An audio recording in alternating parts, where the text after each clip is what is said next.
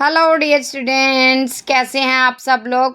तो आइए आज का टॉपिक करते हैं comparison between solid liquid and gases. ये टेबल बहुत ही इजी वर्डिंग में बेटा मैंने तैयार किया है, स्पेशली लड़कों के लिए, क्योंकि बॉयज़ जो है ज़्यादा पढ़ के राज़ी नहीं है, इसलिए उनके लिए बहुत ही इजी छोटे छोटे वर्ड्स सेंटेंसेस में, छोटे छोटे वर्ड्स में मैंने ये टेबल तैयार किया है। तो आइए इस टेबल को रीड करते हैं। तो फर्स्टली इस टेबल में बेटा कंपैरिजन है between solid liquid and gases का। फर्स्ट पॉइंट है पार्टिकल्स। तो बेटा जो सॉलिड्स के पार्टिकल्स हैं वहाँ लिखा मैंने closely packed, loosely packed liquids and gases particles are free to move. बेटा इस डायग्राम को ध्यान से देखिए। सॉलिड लिक्विड एंड गैसेस ऊपर जो मैंने बनाई है ये वाली, सॉलिड के पार्टिकल्स क्लोजली पैक्ड है, कोई स्पेस नहीं है। लिक्विड के पार्टिकल्स में थोड़ी बहुत स्पेस है। गैसेस पार्टिकल्स जो हैं बिल्कुल फ्री हैं, आपको नज़र आ रहे हैं। तो बेटा मैंने लिखा है particles closely packed in solids, loosely packed in liquids, they are free in gases. उसके बाद आती है shape, fixed, not fixed, not fixed मैंने लिखा है। अब जो इसकी शेप है, वो जो सॉलिड्स की शेप है वो क्यों फिक्स्ड है? क्योंकि जो उसके पार्टिकल्स हैं क्लोजली पैक्ड है, लेकिन लिक्विड के पार्टिकल में थोड़ी बहुत स्पेस है, इसलिए नॉट फिक्स्ड शेप। और गैसेस बिल्कुल फ्री हैं, नॉट फिक्स्ड शेप। उसके बाद वॉल्यूम, सॉलिड्स का वॉल्यूम बेटा फिक्स्ड होता है, लिक्विड्स का वॉल्यूम भी फिक्स्ड होता है, गैसेस का वॉल्यूम नॉट फिक्स्ड। जो सॉलिड्स पार्टिकल है आप उसका देखोगे, मान लो आपकी क्लास में टेबल पड़ा है, चेयर पड़ी है, आप रोज़ उसको देखते हो, उसका शेप, उसकी वॉल्यूम फिक्स होती है। लेकिन अगर हम लिक्विड्स की बात करें, जैसे मिल्क है, मान लो हमने मिल्क को दूसरे एक कटोरी से पलट के उसको प्लेट में डाल दिया, तो मिल्क का क्या है, वॉल्यूम सेम रहेगा, लेकिन शेप वो कंटेनर के अकॉर्डिंग अपनी चेंज करता रहता है बेटा।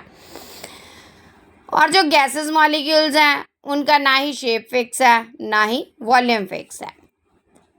उसके बाद आता है हमारा बेटा रिजिडिटी।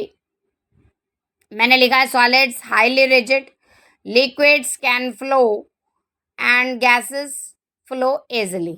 रिजिडिटी एंड फ्लूइडिटी, देखो रिजिडिटी की मैंने ऊपर एक डेफिनेशन भी लिखी है बेटा, the quality of resistant to change, means जिसकी शेप चेंज ना हो। सॉलिड्स की आपके घर में टेबल है, चेयर है, आपके घर में सोफ़ा है, बेड है, ये सॉलिड्स है, इनकी शेप आप रोज़ देखते हो, कोई चेंज नहीं होती, दे आर रिजिड।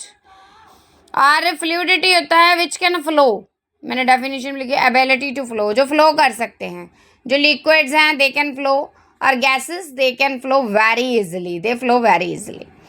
उसके बाद force of attraction, strongest in solids, liquids, intermediate and gases negligible. हाँ जी बेटा, बोर नहीं होना, ध्यान से सुनो। जो फोर्स ऑफ अट्रैक्शन है सॉलिड में स्ट्रॉन्गेस्ट है, लिक्विड में इंटरमीडिएट है, गैसेस में नेग्लिजिबल है।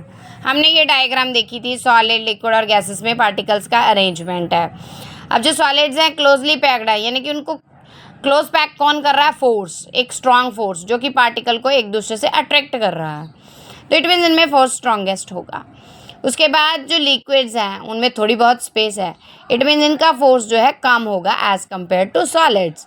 और गैसेस बिल्कुल फ्री हैं, इट मीन्स इस पर फोर्स ऑफ अट्रैक्शन नेग्लिजिबल होगा।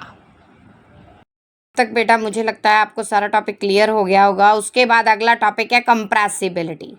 कंप्रेसिबिलिटी का क्या मतलब है बेटा, मैंने ऊपर डेफिनेशन लिखी हुई है।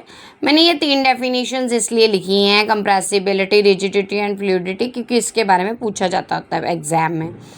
तो कंप्रेसिबिलिटी का मतलब है the degree to which a substance volume change in response to change in pressure. अगर हम किसी चीज़ पर प्रेशर लगाएंगे तो उसका वॉल्यूम चेंज हो, दैट इज़ कॉल्ड कंप्रेसिबिलिटी। तो जो सॉलिड्स हैं उनकी कंप्रेसिबिलिटी नो, मैंने लिखा नो, मीन्स कंप्रेस नहीं होते। आप लोग डेली की सॉलिड लाइफ चीज़ें देखो, अपनी टेबल, चेयर, क्या हम इनसे कंप्रेस कर सकते हैं? No, we can't compress them. जो लिक्विड्स हैं उन्हें थोड़ा बहुत कंप्रेस कर सकते हैं, and gases are highly compressible. उसके बाद है काइनेटिक एनर्जी। काइनेटिक एनर्जी क्या है? The energy possessed due to the motion. जब भी कोई ऑब्जेक्ट मोशन में है उसके पास काइनेटिक एनर्जी है।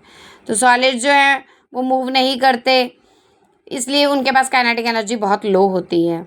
लिक्विड्स स्लाइड करते हैं एक दूसरे पे, तो इंटरमीडिएट होती है इनकी काइनेटिक एनर्जी। जो गैसेस हैं इन पे फोर्स ऑफ अट्रैक्शन बहुत कम होता है, इसलिए they are very free to move. इनकी काइनेटिक एनर्जी वेरी हाई। उसके बाद है बेटा मैंने लिखी हुई है एग्जाम्पल्स। एग्जाम्पल आपको पता ही हैं। तो बेटा ये जो टेबल तैयार किया है ये बहुत ही इजी वर्डिंग में तैयार किया है। आपको बुक से अगर ज़्यादा डिफ़िकल्ट लगे तो आप ये वाला टेबल अच्छे से लर्न कर सकते हो। इसमें सारी प्रॉपर्टीज़ मैंने कर दी हैं ऐड। सो बेटा इसको अच्छे से ध्यान से देखना, बहुत ही इंपॉर्टेंट टेबल है। जिन्होंने मेरा चैनल नहीं सब्सक्राइब किया, अगर आपको अच्छा लगे तो मेरा चैनल ज़रूर सब्सक्राइब कीजिएगा। Thank you so much.